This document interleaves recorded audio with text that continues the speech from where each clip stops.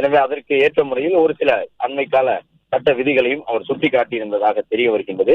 113 உறுப்பினர்களுக்கும் குறைவாக வைத்துக் கொண்டு நீங்கள் எப்படி அரசு அமைக்க முடியும், அந்த அரசு ஒரு நிலையான அரசாக இருக்கும் என்பது உட்பட பல்வேறு கேள்விகளை நேற்றைய தினம் ஆளுநர் மாளிகை தரப்பிலிருந்து தாவேகா தலைவர் விஜயை நோக்கி எழுப்பியிருந்ததாக சொல்லப்பட்டிருந்தது.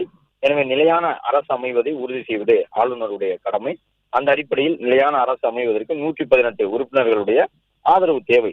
எனவே 118 உறுப்பினர்களின் ஆதரவு பெற்று வந்தால் மட்டும்தான் முதலமைச்சராகவும் அதே போன்று அமைச்சரவையையும் பதவி பிரமாணம் செய்து வைக்க முடியும் என்று ஆளுநர் அர்லேக்கர் கூறியிருந்தார். எனவே அடுத்த கட்டமாக இப்பொழுது தாவேகாவினர் ஒரு கட்சியை, அதாவது இந்திய கம்யூனிஸ்ட் கட்சியை, திமுக கூட்டணியிலே பல ஆண்டுகளாக இருந்து வந்த ஒரு கட்சி, அந்த கட்சியினுடைய ஆதரவை பெற்றுவிட்டார்கள். அதிலும் குறிப்பாக நிபந்தனையற்ற ஆதரவாக பெற்றிருக்கின்றார்கள். இது மட்டுமல்லாமல் மார்க்சிஸ்ட் கம்யூனிஸ்ட் கட்சியும் கூட அடுத்த கட்டமாக வெளியில் இருந்து ஆதரவு அளிக்கின்றோம் என்ற அடிப்படையில் நிபந்தனையற்ற ஆதரவை தாவேகாவிற்கு வழங்குவார்கள் என்ற ஒரு எதிர்பார்ப்பு நிலவுகின்றது. மேலும் விடுதலை சிறுத்தைகள் கட்சியினுடைய தலைவர் திருமாவளவனும் இன்று மாலை தங்கள் கட்சியினுடைய முக்கிய நிர்வாகிகளுடன் உயர்நிலை குழு என்ற அளவில் ஆலோசனையை நடத்தி அதனுடைய முடிவுகளை நாளை காலை தெரிவிப்பதாக கூறியிருக்கின்றார். என்றாலும் தாவேகாவினர் இப்பொழுது ஆளுநரை சந்திக்க வருகை தருவதன் மூலமாக இன்றே கூட விடுதலை சிறுத்தைகள் கட்சியினுடைய 2 உறுப்பினர்களும் ஆதரவு தெரிவித்திருப்பார்கள் என்று எதிர்பார்க்க முடிகின்றது. ஒருவேளை விடுதலை சிறுத்தைகளோ மார்க்சிஸ்ட் கம்யூனிஸ்ட் கட்சியோ ஆதரவு தெரிவிக்காவிட்டால் விஜயால் ஆட்சி அமைக்க முடியாது. இன்றும் கூட ஆளுநர் மாளிகைக்கு வரக்கூடிய விஜய் மீண்டும் திருப்பி அனுப்பப்பட்டு வருவார். எனவே இப்பொழுதைய சூழ்நிலையில் மார்க்சிஸ்ட் கம்யூனிஸ்ட் கட்சி மற்றும் விடுதலை சிறுத்தைகள் கட்சி எடுக்கக்கூடிய நிலைப்பாடு முக்கியத்துவம் கொண்டதாக பார்க்கப்படுகின்றது. அதே நேரம் பாட்டாளி மக்கள் கட்சி வசமும் 4 சட்டப்பேரவை உறுப்பினர்கள் இருக்கின்றார்கள். விஜய்க்கு இருக்கக்கூடிய வாய்ப்புகளிலே ஏற்கனவே அவர்கள் தேசிய ஜனநாயக கூட்டணியினுடைய கட்சிகளின் ஆதரவை பெறமாட்டோம் என்று சொல்லி இருக்கின்றார்கள்.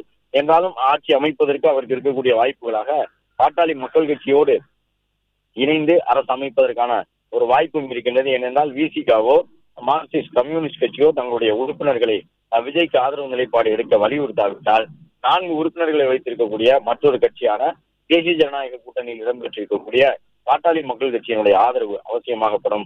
அந்த நேரத்தில் பாமக ஆதரவு அளித்தால் விசிகா மற்றும் சிபிஎம்மினுடைய ஆதரவை கேட்டு விஜய் காத்திருக்க வேண்டிய சூழல் இருக்காது. எனவே அவர்கள் என்ன நிலைப்பாடு எடுக்கப் போகின்றார்கள், விஜயினுடைய கணக்கீடு எவ்வாறாக இருக்கின்றது என்பதெல்லாம் இன்னும் சற்று நேரத்தில் தெரிய வரும். இன்று மாலை 4:30 மணியளவிலே ஆளுநர் மாளிகைக்கு விஜய் வருவார் என்று எதிர்பார்க்கப்படுகின்றது.